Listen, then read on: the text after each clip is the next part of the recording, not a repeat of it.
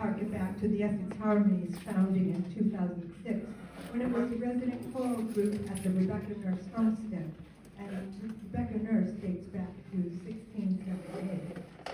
Directed by Glenn Mayrow, the focus was primarily on the unique American music that developed during the New England singing school movement.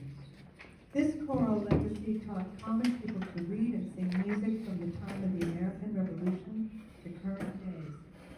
The first songbook, The New England Song Singer, was published in 1770. Now, Glenn reminded us that singing schools were models of democratic thought. The singers were of all sexes, faiths, and religions. We moved to the Danvers Historical Society after about 5 years there, and after Glenn's death in 2012, we moved to the Danvers Art Association. And we've also sung at the 1694 Payne House in Ipswich and the Ipswich Historical Museum. We are now happy to be in residence at this Maple Street Congregational Church and are happy to be part of this active community. Your donations today will support this congregation's community outreach programs. Please be generous if you are able. We now also perform recent songs written by contemporary composers and songs performed by well-known singers and groups. As singers, we enjoy learning and internalizing this mixture of song genres. What a rich, diverse mosaic of music coexists in our American culture today. Enjoy the messages shared through the centuries in our expanded repertoire. We enjoy sharing songs that continue to be timely, no matter the year of their origin. Please be sure that you've silenced your cell phones. Colchester, one of our oldest songs from the American singing school tradition.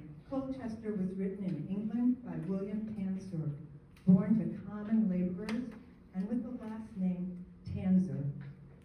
He was an itinerant teacher and organist who intended to improve the quality of the hymns and other worship music that were being sung in the rural churches in 1735. He also wrote directions for how to sing them. He changed his name to Tansur, perhaps in order to appear to be from a higher social class. Tansur was a prolific composer and publisher of English songs and hymn tunes, and he had a strong influence on William Billings, the well-known New England singing school master from Boston. And he also influenced other Yankee tunesmiths. Tansur's collections were well published and included over 100 hymns. He is credited with introducing unique harmonics and the fuguing style that were further developed by other singing school masters, such as Daniel Reed and William Billings. Introduced in Boston around 1760, Colchester was republished in numerous New England tune books, mostly in Massachusetts, until 1810. It has a simple triple-time common meter and uses an iambic rhythm that was found compatible for other biblical texts as well, and there are at least 9 other versions. The words we sing, the most commonly used with the desire for peace, are found in Psalm 122.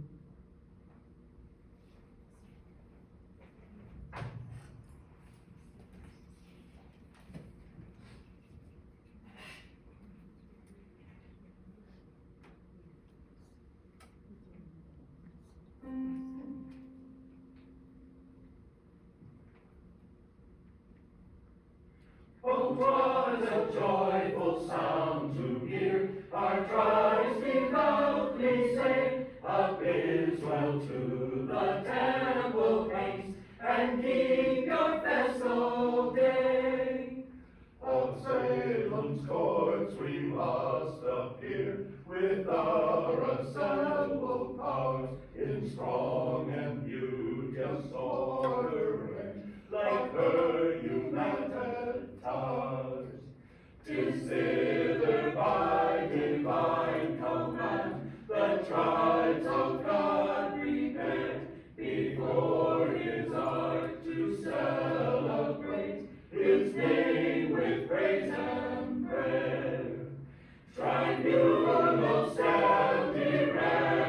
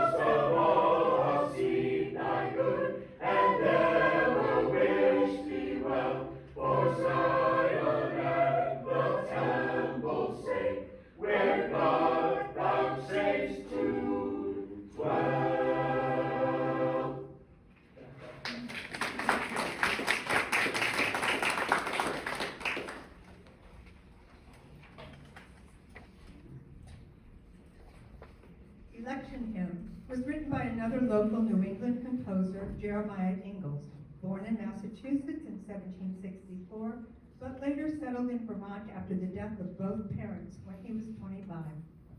He learned the trade of a cooper and later learned to teach singing in New Hampshire. Known for his work as the choir master of the Newbury First Congregational Church in Vermont, travelers would often stay overnight just to hear the singing during services the next day. His chorus was often invited to sing at local events. One was a memorial service for George Washington after his death in 1800. This hymn honors three famous patriots. General Joseph Warren, who died at Bunker Hill in 1775, General Hugh Mercer, bayoneted at the Battle of Princeton Plain, 1777, and General Richard Montgomery, who was killed at the Battle of Quebec, 1775. The last verse honors General George Washington. Ingalls favored secular tunes and published one tune book, The Christian Harmony, in 1805. It is suggested that he built his own tavern so that he had a hall for teaching and for singing these secular songs without paying rent. In spite of local high regard for his music, his tune books did not sell well, and he was later asked to leave the church. Ingalls died at 74 years of age, and unlike many singing school masters, he had worked as a composer, a singing master, a cooper, and a farmer.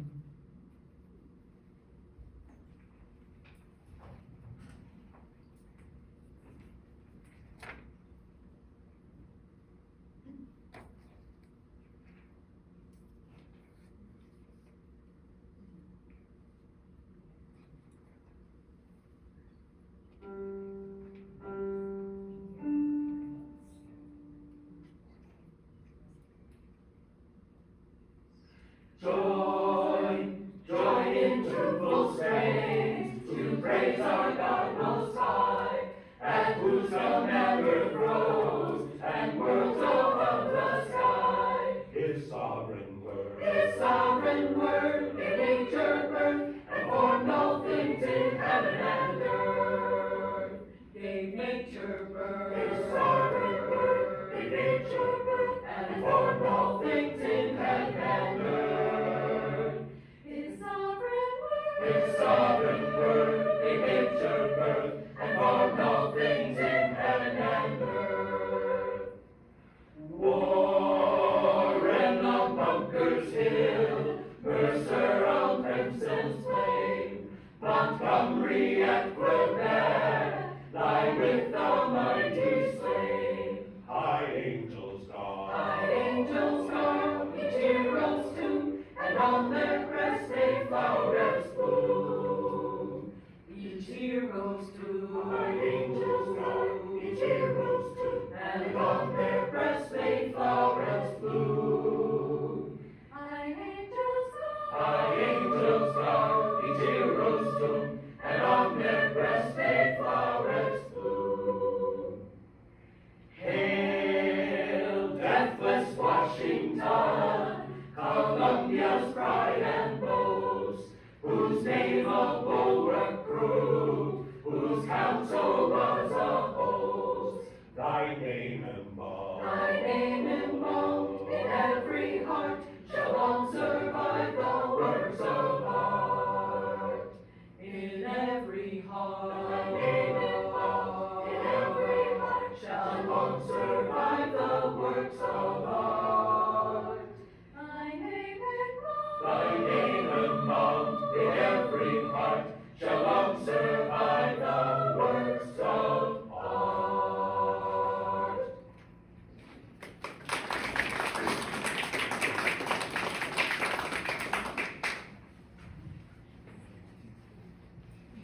Be Like the Bird. It's written by Abby Bettinas with the text by Victor Hugo. Abby Bettinas is a contemporary composer and the granddaughter of another well-known composer, Alfred Berg. Her parents noticed that she loved playing with singing, and at the age of 3, they heard her squeal from the back seat of a car. I folded my own hominy. Victor Hugo wrote the words used in this round. When asked about this choice, Abby wrote, "Well, my cousin and I discovered the text quite by accident. In 2009, our grandfather had died, and after his funeral and an impromptu family round sing, we were reading through some of the sermons he had written and delivered throughout his long life. We realized that Grandpa had quoted this lovely Victor Hugo text in a few sermons over the years, always to inspire courage in the face of adversity. A long poem in French, Ms. Bettinas wrote this canon with a shorter refrain, just after completing cancer treatment for the second time. Now, after a third treatment, she is still adjunct professor of composition at Concordia University, composer in residence for the Schubert Club, and the newest member of the doo-wop group quartet, the Fairlanes, in which she sings high tenor. Courage in the face of conflict, Ms. Bettinas reminds us of the importance of perseverance.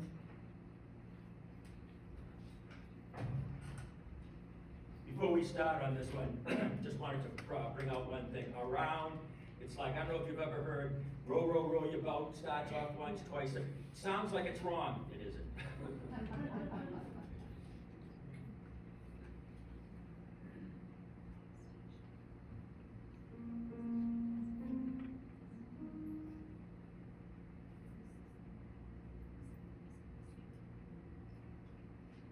Be like the bird that, pausing in her flight, awhile on boughs to slide, feels them give way beneath her, and sings, and sings, and sings, knowing she had wings. Be like the bird that, pausing in her flight, be like the bird that, pausing in her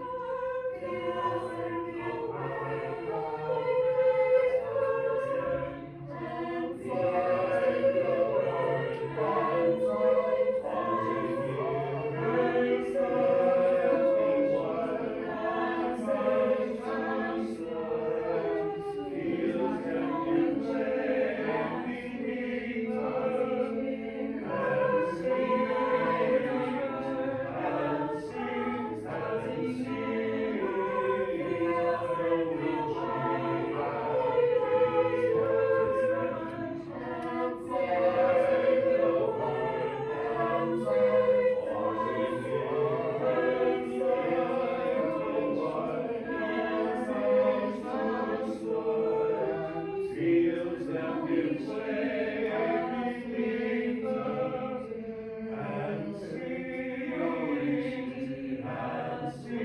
and sings, knowing she hath wings.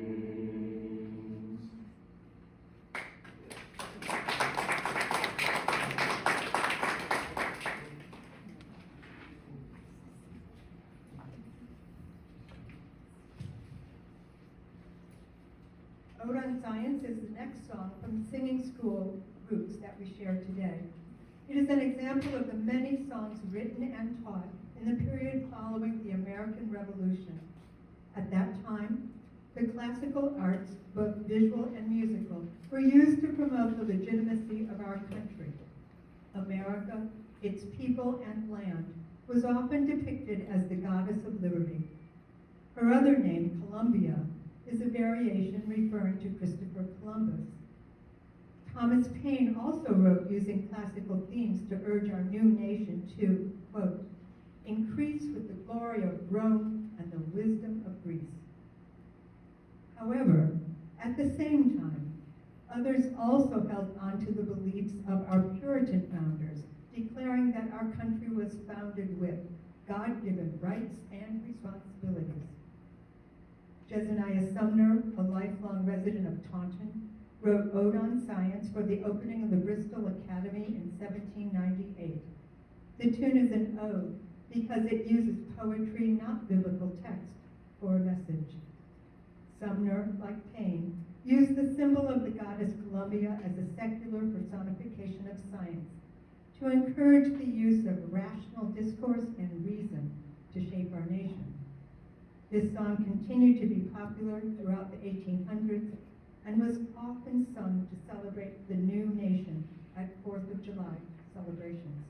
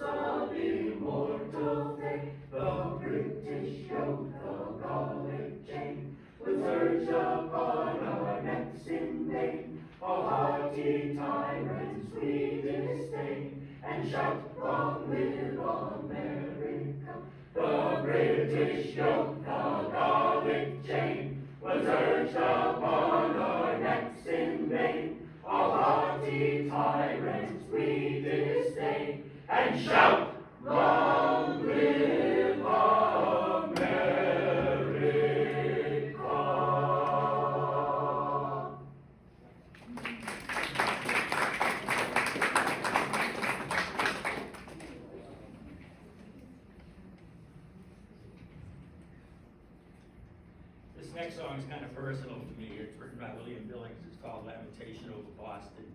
He composed it in memory of what they called the Boston Massacre, just before the Revolution. And it was one of the things that really sparked the Revolution. Some crowds had gathered. The British were standing outside of a kind of like a store, and words got passed. And the next thing you know, a shot rang out, and a few more shots, and some people were dead, and others were wounded. And he wrote a song about this so that we should never forget what happened on that day during the Revolution, because our memories tend to be somewhat askew. Anyhow, it was important to me because, maybe 10, 15 years ago, we had a bombing at the Boston Marathon. I've done 13 marathons. You wouldn't know it by the girth, but 7 of them were in Boston.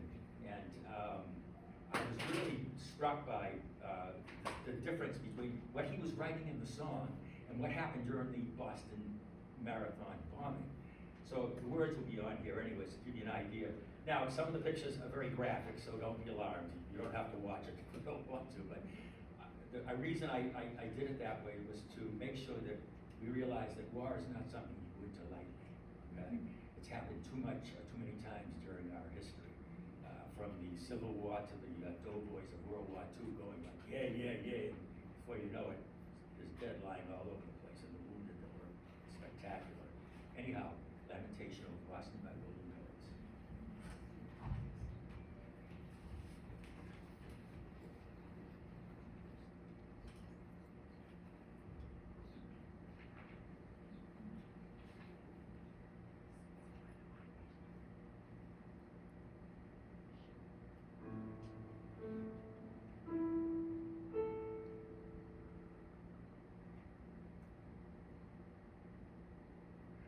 By the rivers of Watertown, we sat down and wept. We wept, we wept, we wept, when we remembered the old Boston, when we remembered the old Boston. As for our friends, Lord God of heaven, preserve and defend them, deliver and restore them unto us. Preserve them, defend them, deliver and restore them unto us again. For they that held them in bondage required of them to take up arms against their brethren. Forbid, Lord, God forbid. Forbid, Lord, God forbid, that those who have sought their Bostonian rest should thirst for American blood. A voice was heard in Roxbury, which echoed through the continent,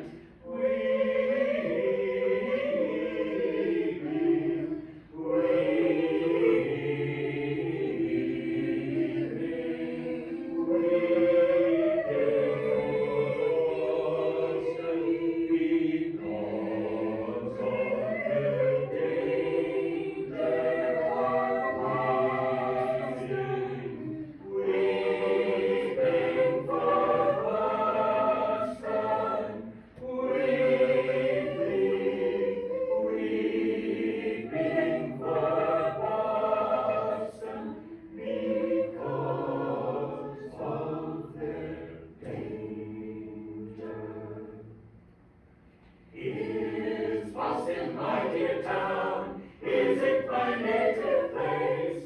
For since their calamity I do earnestly remember it still. I do earnestly remember it still. If I forget thee, if I do not remember thee, then let my number cease to flow, and be my views unkind. Then let my tongue forget to move, and ever be confined. Let horrid torments lick the air, and ride my nerves asunder. Let hateful discord greet my ear, as terrible as thunder. Let harmony be banished, and consonance depart. Let dissonance erect her throne, and reign within my heart.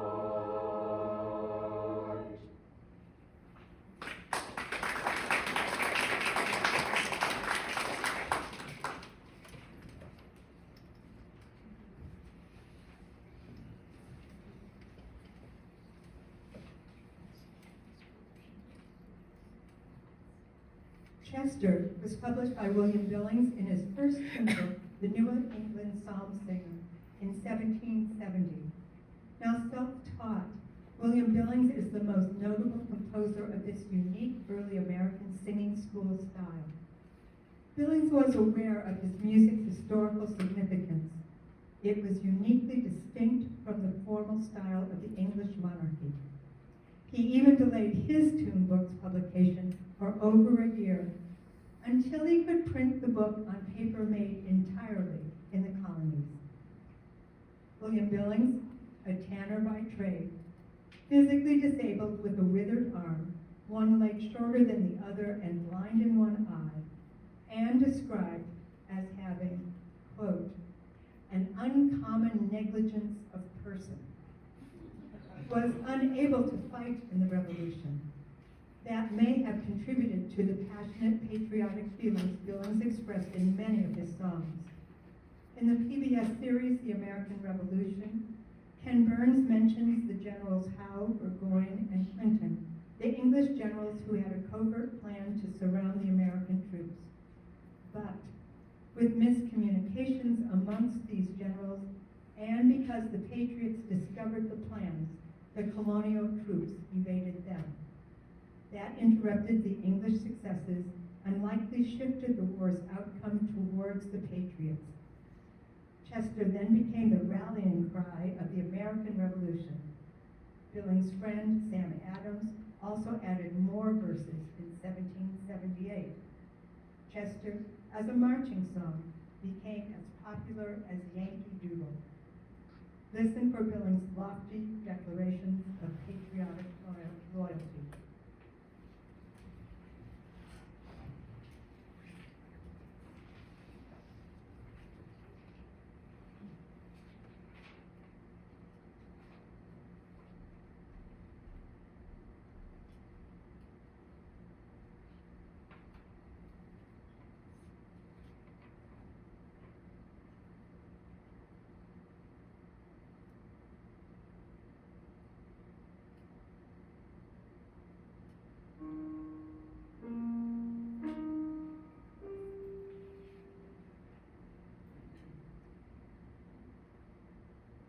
Let up thy hands, your songs invite, those spacious fields of brilliant light, where sun and moon and planets roll, and stars that glow from pole to pole.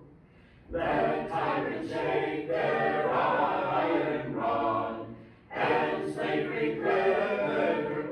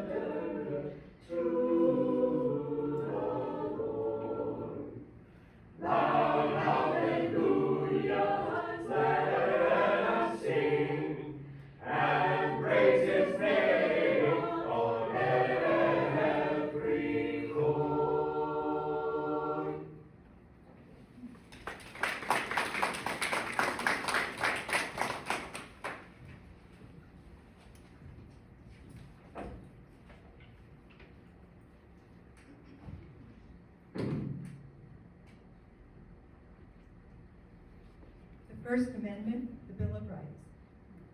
Our next song is one that expands our repertoire to include modern pieces that are also significant to America's historic and musical heritage. Neely Bruce, professor of music and American studies at Wesleyan University since 1974, is a composer, conductor, pianist, and scholar of American music. He has a particular interest in promoting American music of all periods, and is one of the living composers of sacred harp music. He has written music about Benedict Arnold and the young Thomas Jefferson, and composed scores for documentaries shown in NPR's The American Experience program. After seeing a survey showing that many American youth felt it was acceptable to reject the Bill of Rights in the interest of national security, Mr. Bruce felt compelled to encourage them to be more aware of these rights that so many have worked hard to guarantee for our country's citizens. That led him to set the Bill of Rights, the First Amendment, to music in 2005, and he held an open rehearsal of this new composition immediately prior to its first performance. Many of us have a general sense of the rights that were written into the Constitution, but it is fascinating and compelling to hear the actual text sung chorally. The meaning of the words is revealed with increased emphasis so that citizens of all ages can become familiar with our country's guiding principles found in the Constitution and Bill of Rights, ratified in 1788 and 1791, for the freedom of religion, speech, the press, and the right to peaceably assemble. There are now 27 amendments.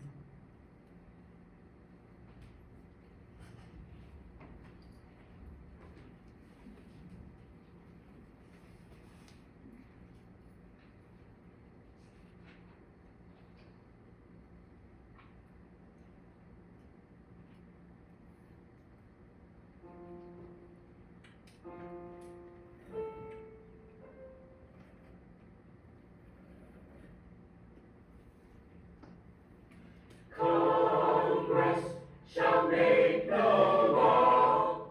Congress shall make no law respecting an establishment of religion or prohibiting the free exercise thereof. The free exercise. Or prohibiting the free exercise thereof. Or abridging the freedom of speech or of the press. Or abridging the freedom of speech or of the press. Or abridging the freedom of speech or of the press. Or abridging the freedom of speech or of the press. Or the right of the people peaceably to assemble and to petition the government for a redress of grievances, for a redress of grievances.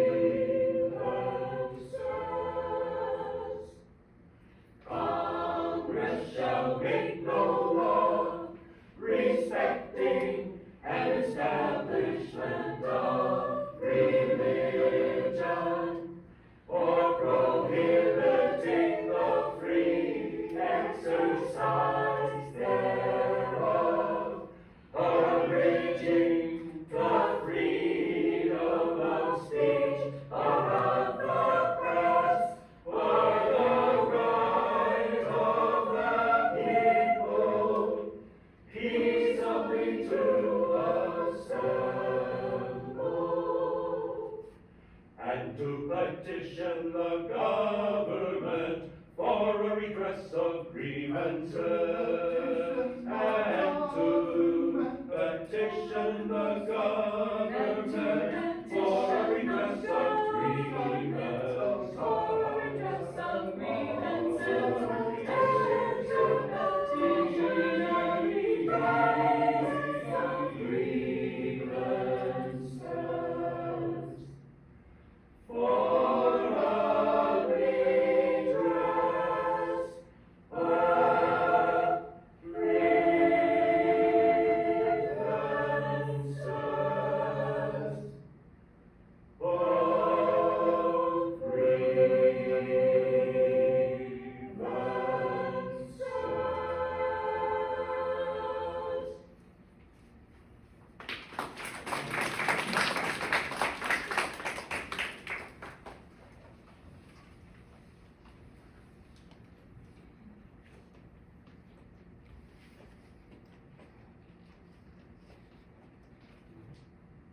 wish I could still do that.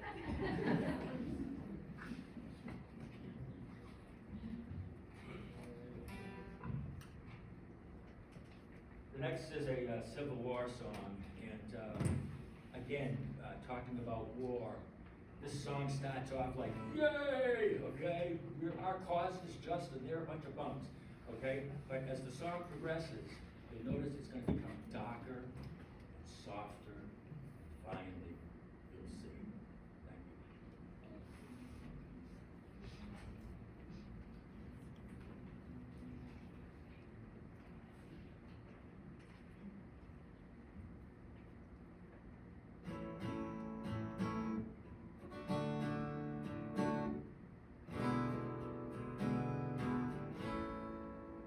We're tenting tonight on the old campground. Give us a song to cheer our weary hearts, a song of hope and friends we love so dear.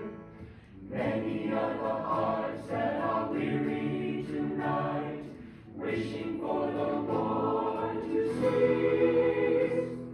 Many are the hearts looking for the right to see the dawn of peace. Tenting tonight,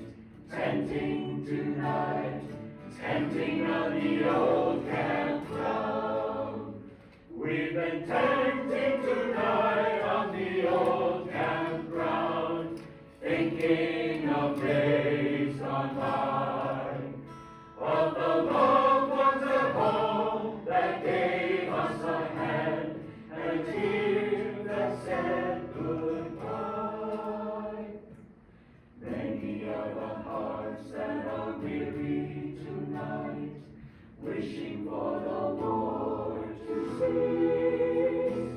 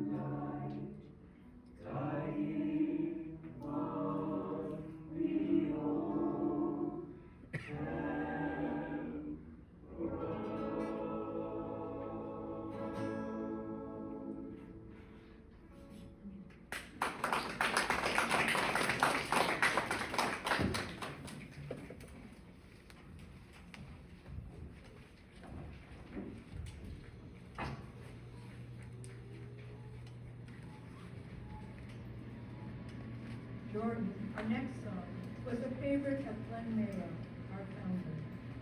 We often sing it to honor Glenn, but we also sing it as a remarkable example of the unique American singing school style that still inspires many in our country. The words are by Isaac Watts, that early American writer and poet, but the tune is by William Billings, the notable early American composer born October 7, 1746, who lived in Boston. Jordan was one of our founders' favorites, and Glenn often conducted it with visible intensity and emotion. That also lifted our singers to new heights. Born and self-taught in music, Billings, as a composer, wrote tunes that were lively and spirited, a distinct contrast to the serious tone of traditional church music at that time. His music had a flavor of its own and showed a certain, quote, rude, native talent and invention. The song contains a reference to the River Jordan with its promise for the future.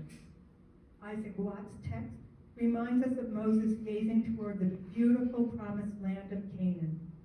The words were based on a biblical verse, Deuteronomy 34. Now, Glenn once took our group on a trip into Boston to sing at the Old South Meeting House. On the way home, we agreed to also sing at Billings' grave. William Billings had died in poverty September 26, 1800, and was therefore buried in an unmarked grave. Now, Glenn confidently led us to a corner of the Commons and located the plaque that had been erected in Billings' honor, where historians believe his burial might have taken place. Tom remembered how it took Glenn forever to collect himself, and when we actually started singing, Glenn cried all the way through the song. In Glenn's words, we're restoring dignity to a lot of these composers. It's been very rewarding for me.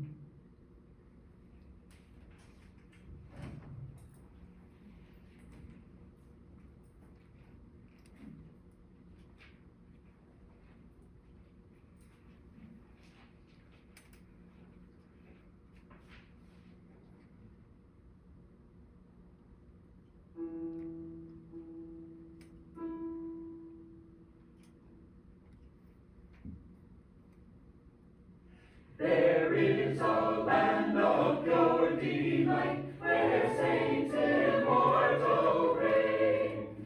Infinite day excludes the night, and pleasures banish pain. Sweet fields beyond the swelling flood, stand rest in living green. So to the Jews old Canaan stood, while Jordan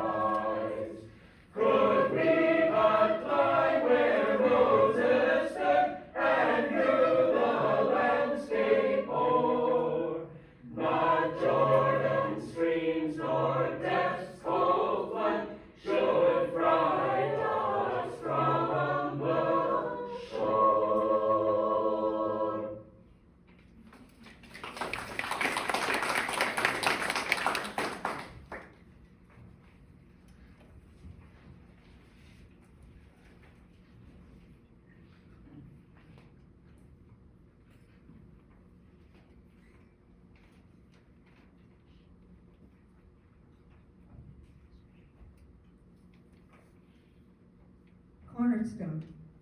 This uplifting song, full of faith and confidence, was written by Sean Kirchner. Born in 1970, he began his career as a church musician in his youth and is now an active composer, arranger, singer, songwriter, and pianist in the Los Angeles area. His compositions have branched out to include many musical styles: bluegrass, folk, country, gospel, jazz, and world cultures. The importance of his faith is noticeable, and Kirchner reflects on how everyday details, habits, and actions can ultimately contribute to the possibility of peace, personally, locally, and globally. Kirchner's initial college degree was in peace studies, again, another timely message. Cornerstone is grounded in the tradition of gospel music.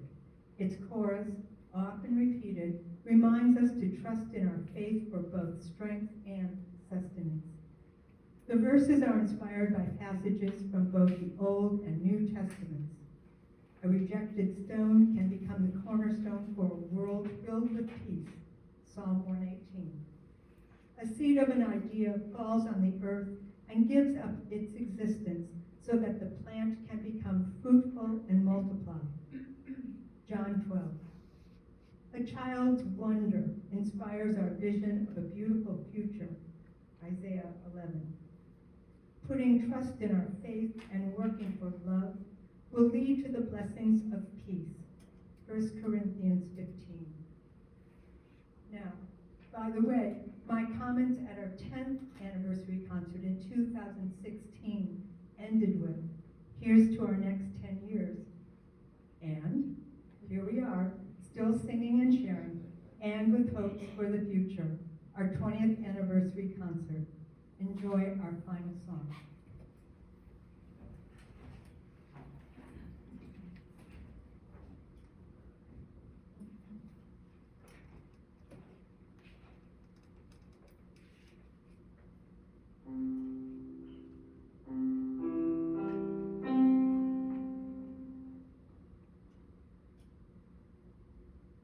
Oh, the stone that the builders rejected became the cornerstone of a whole new world. The stone that the builders rejected became the cornerstone of a whole new world. The stone that the builders rejected, the stone that the builders rejected, the stone became the cornerstone of a whole new world. A grain of wheat may be knocked to the ground, and suffer through the winter's cold, only to rise right up again and bear its seed 1,000-fold. Oh, the stone that the builders rejected became the cornerstone of a whole new world. The stone that the builders rejected became the cornerstone of a whole new world. The stone that the builders rejected, the stone that the builders rejected, the stone became the cornerstone of a whole new world. Never can our journey fail. A little child will lead the way, whose eyes are filled with a shining light, to whom the night is bright as day. Oh, the stone that the builders rejected became the cornerstone of a whole new world. The stone that the builders rejected became the cornerstone of a whole new world. The stone that the builders rejected, the stone that the builders rejected, the stone became the cornerstone of a whole new world. Cornerstone of a whole new world.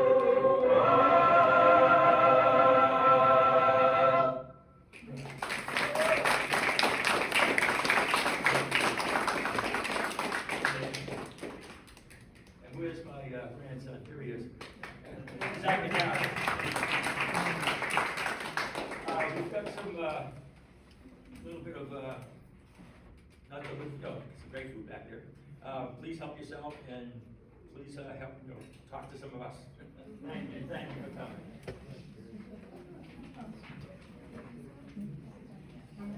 Before I do all these, or have refreshments, as a group, we want to also give a huge round of applause to our director, leader, I don't know, jack of all trades from what I'm learning, Mr. Tom Carmody.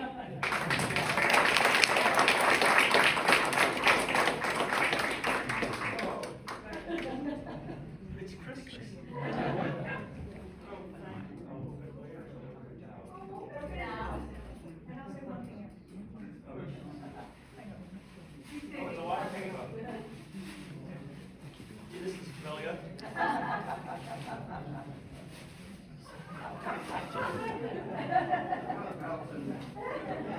Oh, goodness gracious.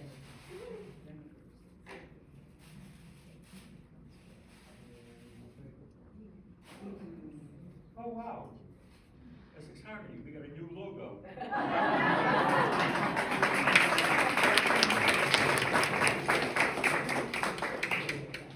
And we have a closing invitation for our audience also. We're glad you joined us today, and we hope your summer is full of happy, memorable events and activities. And if any of you would like to join our group as singers, please see one of us after the concert. We would love to add to our singing